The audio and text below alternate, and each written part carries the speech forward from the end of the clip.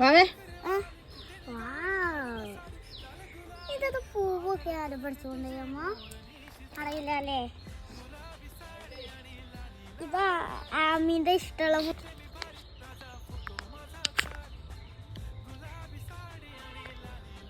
Try ചെയ്യട്ടെ. ഇതിനകത്ത് എന്താ കിഞ്ചർ സ്റ്റെപ്പാഴ്ച നോക്കിയാലേ ഇതില ഞാൻ സ്ഥിരവും മുട്ടായി വാങ്ങിയാൽ കുടിക്കാൻ നോക്കും. ടിക്കി കീച്ചനെ കിട്ടിക്കണേ കണ്ടാൽ തന്നെ മനസ്സിലാവും. ഇങ്ങനെ സമയം കൊണ്ട് എല്ലാവരും സബ്സ്ക്രൈബ് ചെയ്ത്.